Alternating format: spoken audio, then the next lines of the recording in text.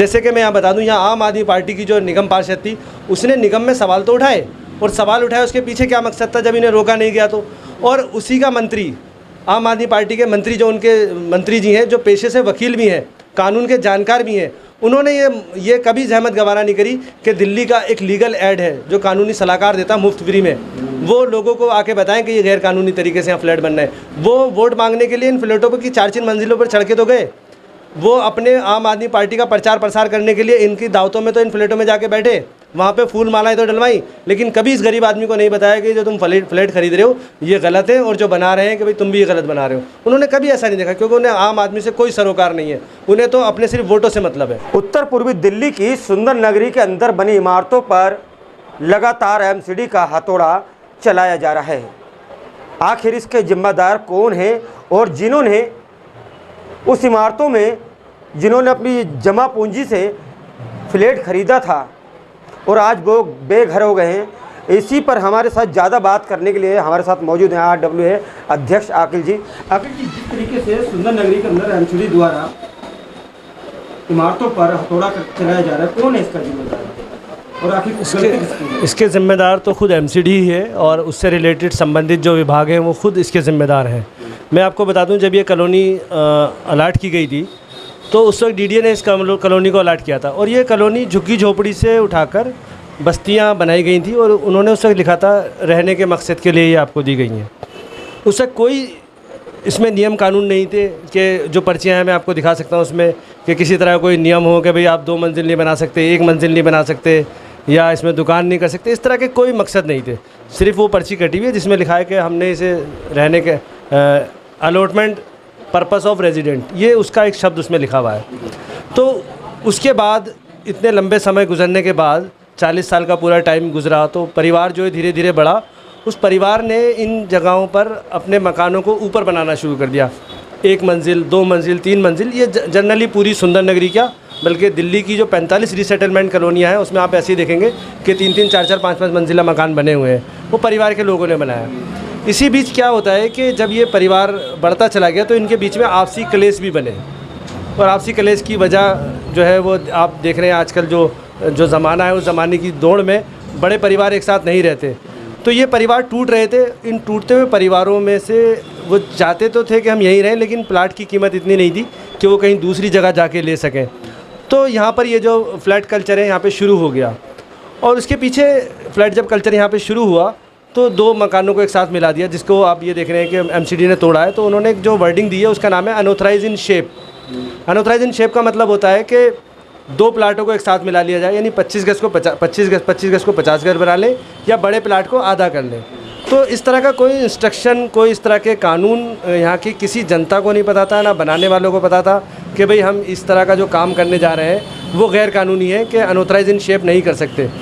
और जब शिकायतकर्ताओं ने समय रहते इसकी शिकायत करी तो उसके पीछे भी उनका मकसद था यहाँ पे कि वो जानकार थे कि इस तरह का यहाँ मामला हो सकता है, तो उनका मकसद ये था कि एमसीडी यहाँ पे कार्रवाई करके रोक ले। लेकिन एमसीडी ने इतनी लापरवाही करी इसमें कि ये पूरे के पूरे मकान बन गए, यहाँ पे इसमें रिहायशी लोग आकर रह गए, और उनके रहने के बावजूद तकरीबन 1-1 साल 1.5 साल गुजर गया। अब एमसीडी जागी है इस पर कार्रवाई करने के लिए। अच्छा, एक बात बताइए, सबसे पहले एक सवाल था, जैसे आपने ये कहा कि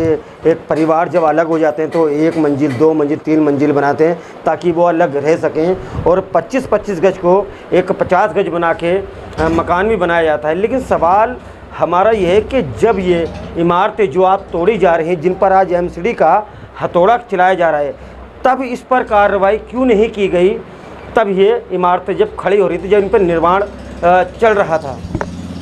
जब निर्माण कार्य इसका चल रहा था, मैंने कहा जैसे कि यहाँ की जो जिम्मेदार एमसीडी है, जेजे एंड सलम डिपार्टमेंट है, वो सारा डिपार्टमेंट सोया रहा है यहाँ पे, और उन्होंने कहीं किसी दूसरे विभाग को सूचना देना भी अपना दायित्व नहीं समझा कि भाई यहाँ पर इस तरह का निर्माण कार्य चल रहा है और इसको रोका जाए। क्योंकि अगर आप देखा जाए जो यहाँ के लोग हैं, पहले वो, मैं आपको यहाँ बताऊँ, हमने जब यहाँ मकान बनाया तो हमने 500-500 रुपये जोड़ के आटे और मट्टी और गारे की ईंटों से हमने मकान बनाया। लेकिन आज जो मकान बन रहे हैं वो बाकायदा पिलर से बन रहे हैं, सरियों से बन रहे हैं, बहुत ज़्यादा मजबूत बन रहे हैं, उनमें मजबूती ज़्यादा है। तो गरीब आदमी को लगा कि ये ज़्यादा अच्छे मकान बन रहे हैं, हम इसमें आसानी से रह सकते हैं, हम ज़्यादा सुरक्षित हैं और जो हमारे परिवार की क्लेश है वो भी कम हो सकती है, इसलिए वो यहाँ पर रहे। लेकिन जो इसमें सवाल जो आपने कहा कि जो कानून के जानकार थे, जैसे कि मैं यहाँ बता दूँ, यहाँ आम आदमी पार्टी की जो निगम पार्षद थी उसने निगम में सवाल तो उठाए, और सवाल उठाए उसके पीछे क्या मकसद था जब इन्हें रोका नहीं गया तो। और उसी का मंत्री, आम आदमी पार्टी के मंत्री, जो उनके मंत्री जी हैं, जो पेशे से वकील भी हैं, कानून के जानकार भी हैं, उन्होंने ये कभी जहमत गवारा नहीं करी कि दिल्ली का एक लीगल एड है जो कानूनी सलाहकार देता मुफ्त फ्री में, वो लोगों को आके बताएं कि ये गैर कानूनी तरीके से यहाँ फ्लैट बन रहे हैं। वो वोट मांगने के लिए इन फ्लैटों पर की 4-4 मंजिलों पर चढ़ के तो गए, वो अपने आम आदमी पार्टी का प्रचार प्रसार करने के लिए इनकी दावतों में तो इन फ्लैटों में जाके बैठे, वहाँ पे फूल मालाएं तो डलवाई, लेकिन कभी इस गरीब आदमी को नहीं बताया कि जो तुम फ्लैट खरीद रहे हो ये गलत है और जो बना रहे हैं कि भाई तुम भी ये गलत बना रहे हो। उन्होंने कभी ऐसा नहीं देखा, क्योंकि उन्हें आम आदमी से कोई सरोकार नहीं है, उन्हें तो अपने सिर्फ वोटों से मतलब है। मैं आपको बता दूं, जब हम वोट देते हैं किसी को तो हम वहाँ पे अपना एक प्रचार करते हैं कि मैं पढ़ा लिखा हूँ, मैं वकील हूँ, तो एक भरोसा आदमी जताता है कि जब कोई परेशानी आएगी तो ये पढ़ा लिखा व्यक्ति, जो पढ़ा लिखा है, कानून का ज़्यादा समझदार होगा, ये पेशे से वकील है तो ज़्यादा समझदार होगा। तो जैसे आपने कहा कि वो ना तो पढ़े लिखे, उन्होंने अपनी बात बताई, ना अपनी समझदारी की बात बताई, ना उन्होंने अपने वकीली पेशे की बात बताई, ना ही वो यहाँ के हमदर्द बने। 2 दिन से यहाँ लगातार मामला चल रहा है, जबकि कोई वो चाहते तो ये मामला रुक सकता था, जिसे हाईकोर्ट का आदेश बताया जा रहा है। हाईकोर्ट का कोई आदेश नहीं है। हाईकोर्ट ने क्या कहा है, एमसीडी को ये डायरेक्शन दिया है कि आप अपनी एक्शन टेकन रिपोर्ट दें, आपने क्या अब तक कदम उठाए हैं। तो एमसीडी ने अब तक क्या कदम उठाए, कोई कदम तो उठाए नहीं थे। तो जब कोर्ट ने पूछा कि तुमने क्या कदम उठाए, तो आनन फानन में वो इन बिल्डिंगों को ज़मीन दोज कर रही है। और देखिए कार्रवाई होती है, कार्रवाई इस तरीके से होती है कि थोड़ी कार्रवाई कर दी जाती है, फिर ये कहा जाता है कि आप उसे तोड़ लें। लेकिन यहाँ देखिए एमसीडी पूरी तरीके से लगी हुई है कुछ बिल्डिंगों पर, और ऐसा लग रहा है कि जानबूझकर इनको पूरा नुकसान पहुँचा रही है। अब जितना ये एमसीडी नुकसान पहुँचा रही है, तो वो उस वक्त कहाँ सोई हुई थी जब ये काम चल रहा था, वो उस वक्त नहीं आई ना। आज वो सिर्फ हाईकोर्ट के इंस्ट्रक्शन पर कि उन्हें एक्शन टेकन रिपोर्ट देनी है, वो इन पर काम कर रही है। आपसे सवाल है, बल्कि मैं आपके चैनल के माध्यम से आला अधिकारियों तक पहुंचाना चाहता हूं कि कार्रवाई एक तरफ़ा हुई है। ये अब तक जो कार्रवाई है वो एक तरफ़ा हुई है, गरीबों के साथ कार्रवाई हो रही है, उनके घर उजड़ रहे हैं। लेकिन जिन लोगों ने इन्होंने तो अज्ञानता के कारण मान लो मकान ले लिया, या जिनने बनाया अज्ञानता के कारण बना लिया। लेकिन जिन लोगों को पता था, जिन अधिकारियों को पता था, उन्होंने भ्रष्टाचार के चलते इन्हें बनने दिया, तो क्या उनके खिलाफ भी कार्रवाई होगी? क्या मौजूदा जेईई के खिलाफ भी एक्शन होगा? वो उनको सस्पेंड किया जाएगा? अगर उनको सस्पेंड किया जाता है तो हमें लगेगा कि शायद कार्रवाई 2 तरफ़ा हुई है और कुछ इंसाफ की बात हुई है, और आगे इस तरह के मामलों में रुकावट लगेगी। दूसरी बात ये कि हमेशा हमें जो है इंसानियत की भलाई के लिए कदम उठाने चाहिए। यहाँ जो मकान बन रहे थे उसमें कहीं कोई ऐसा मामला नहीं है जिसमें कोई बहुत बड़ा इंक्रोचमेंट हो। जैसे हम बात करते हैं कि F280 एक मकान अभी तोड़ा गया, 25 गज का मकान है, 25 गज के अंदर वो 4 मंजिला बना हुआ है। तो उसमें मेरे को आज तक ये समझ में नहीं आया कि वो क्यों तोड़ा गया। जब 25 गज का ये मकान है, 4 मंजिल बना हुआ है, तो उसे तोड़ा क्या है? यहाँ पे तो क्या पूरी दिल्ली के अंदर आप देखिए कि 25-25 गज के तकरीबन हज़ारों मकान जो है वो 4-4 मंजिल बने हुए हैं, तो फिर उसे किस बात पे तोड़ दिया? ऐसे में बता रहा हूँ कि I-425, 426 की जो अभी इन्होंने बिल्डिंग तोड़ी है, उस पर वो निचली अदालत से एक स्टे का ऑर्डर लिया है। और हमारे बड़े अधिकारी ये कह रहे हैं, जब हमने उनसे बात करी कि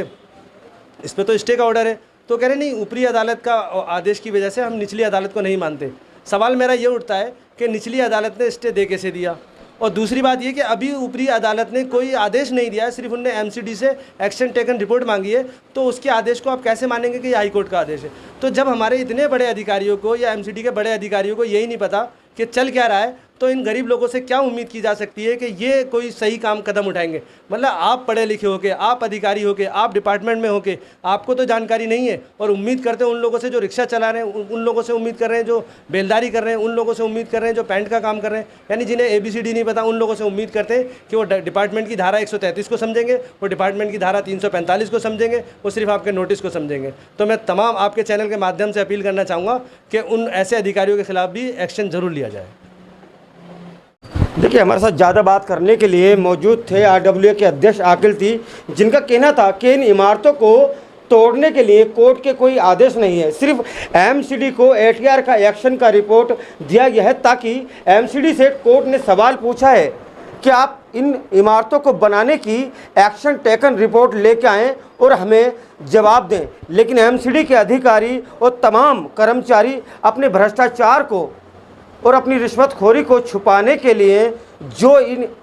इमारत के अंदर जो गरीब लोग रहते थे, इस इमारत पर हथौड़ा लगातार चला रहे हैं और लोगों को बेघर कर रहे हैं।